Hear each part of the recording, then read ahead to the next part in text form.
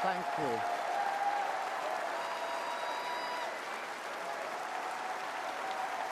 Thank you.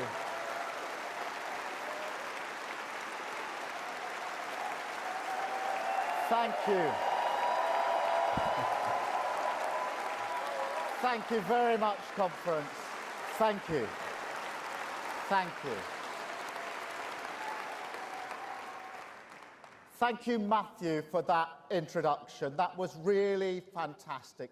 You've broken through to university, but you stood on this stage, aged 21, to do something you've never done before, and not an easy thing to do. That was fantastic.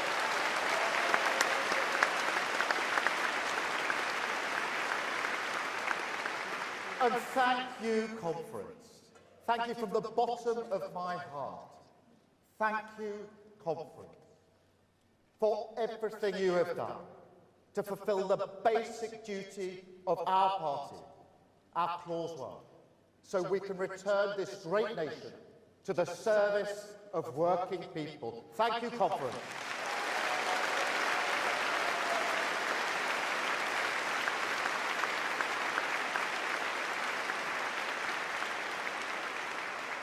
People said we couldn't do it, but we did, and we did it together.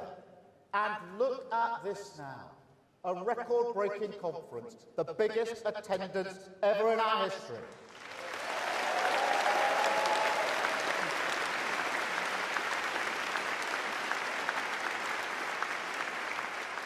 And such a far cry from my first conference speech to a live audience of one. The cameraman, socially distanced in an arts centre in Doncaster. Remember that? Don't worry, most people don't. Not even the cameraman. But I bet you do remember the one the year later conference in Brighton, 3 years ago. The turning of the tide, the fight for the heart and soul of this party. People said we were going too far. People said we were going too fast.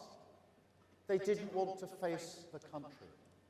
They wanted to go back to a comfort zone, take the easier road to nowhere, duck the challenge of change. But we stood firm, conference. We stood together, conference, and we won.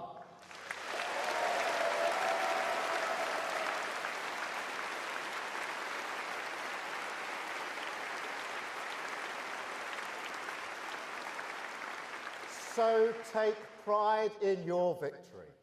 Take pride that Labour won in every single region in England. Take pride that Labour won in Wales. Take pride that Labour won in Scotland.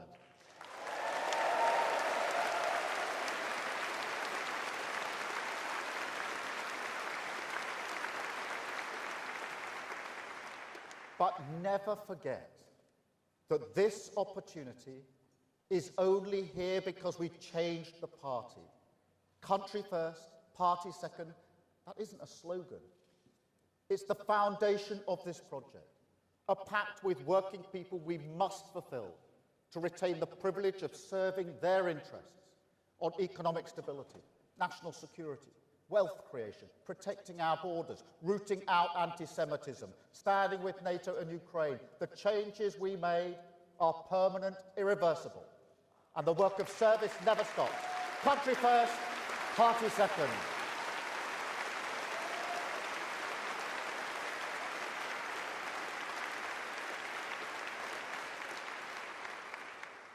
But conference, for many people in this city, the speech they may remember was the one here 2 years ago.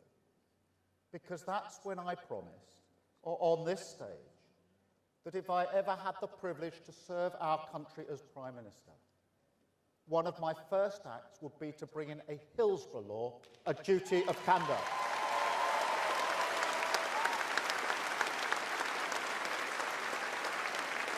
A law for Liverpool, a law for the 97, a law that people shouldn't have had to fight so hard to get, that will be delivered by this Labour government.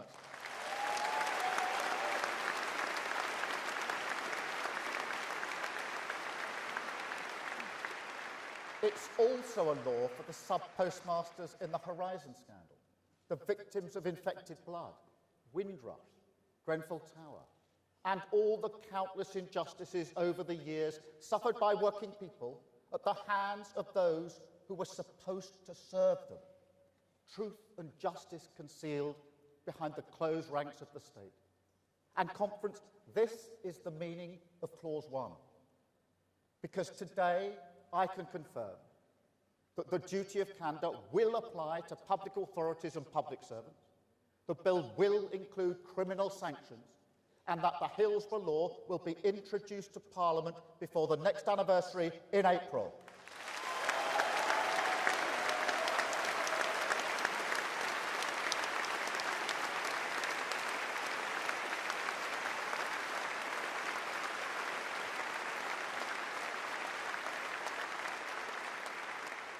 It's work that shows how a government of service must act in everything it does.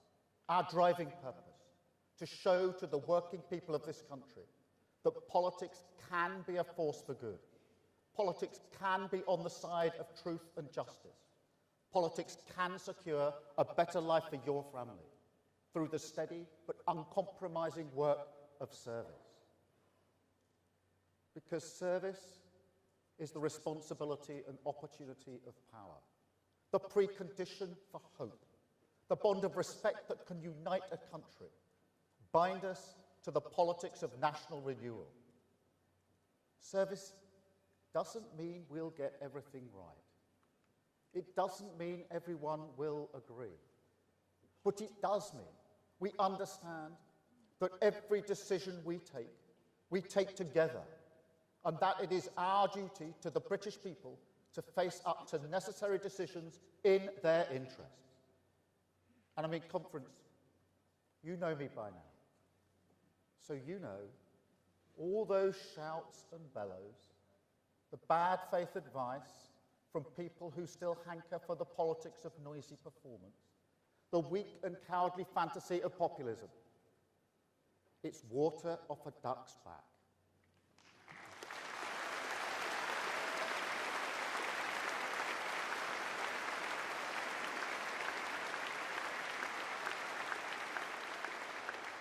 Mere glitter on a shirt cuff.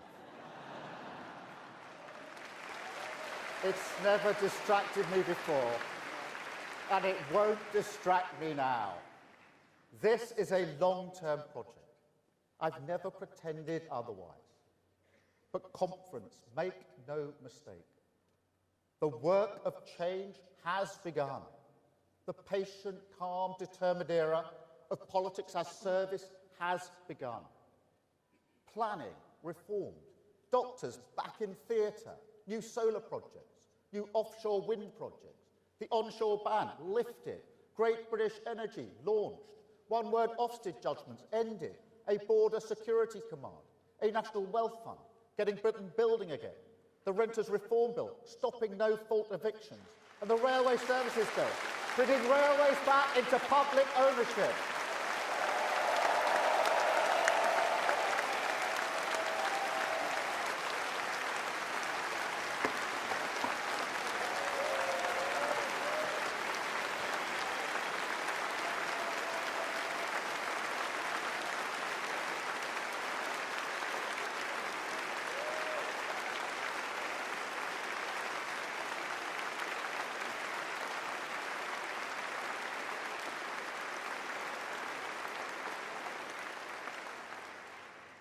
And we're only just getting started.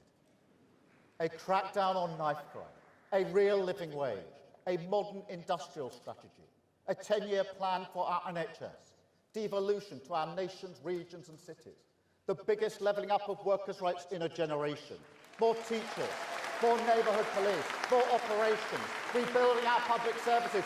Change has begun.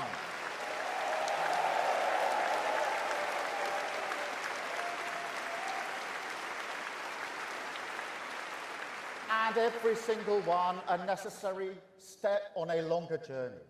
5 national missions that will deliver the higher growth, the safer streets, the cleaner energy, the greater opportunities, the healthier society that I know the British people want and need, the mandate that we won.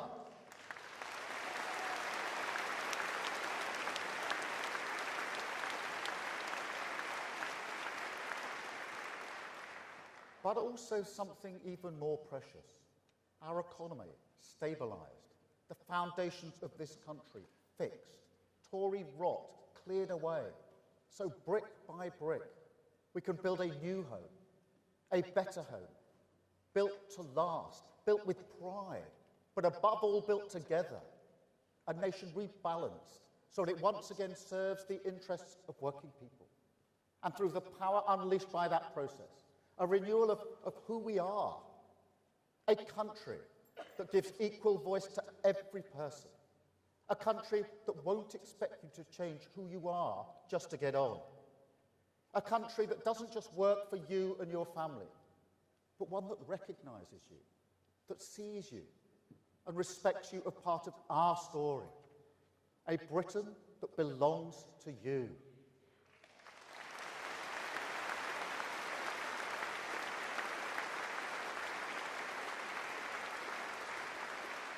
Because, make no mistake, that is the Britain we are building. Change isn't a few lines on a graph moving in the right direction.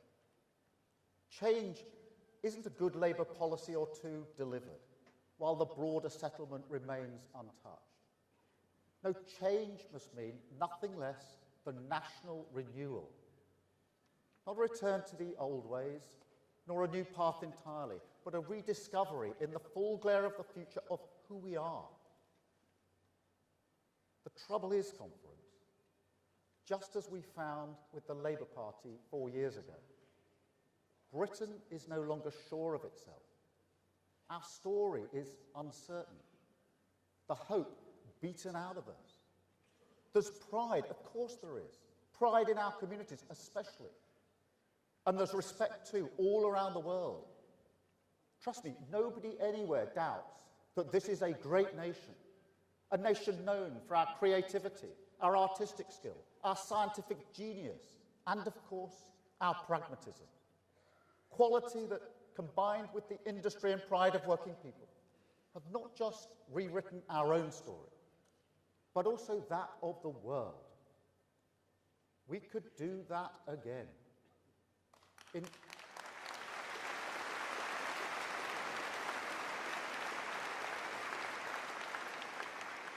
In fact, we must. Technology, climate change, the ageing population, the movement of people. This is a time when great forces demand a decisive government prepared to face the future. We can see that again in the Middle East today. So I call again for restraint and de-escalation at the border between Lebanon and Israel. Again, all parties to pull back from the brink. I call again for an immediate ceasefire in Gaza, the return of the sausages, the hostages, and a recommitment to the two-state solution. A recognised Palestinian state alongside a safe and secure Israel. And that's the message I will take to the UN General Assembly when I travel there later today. Alongside our steadfast support for Ukraine in the face of Russian aggression.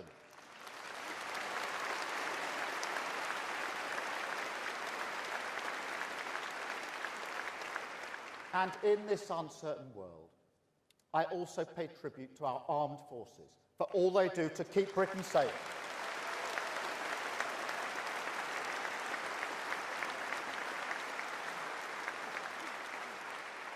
But conference, strength in this dangerous world depends on strength at home. And yet, look at our country. Look at our country. Do you see a Britain where people feel, with the certainty that they deserve, that the future will be better for their children.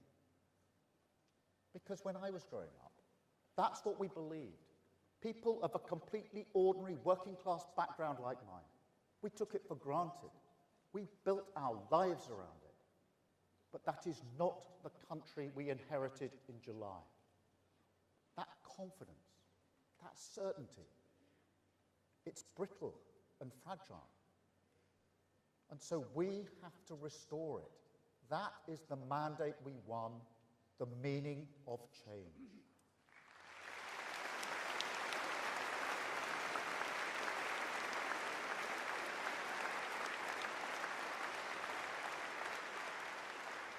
And it all comes back to that question.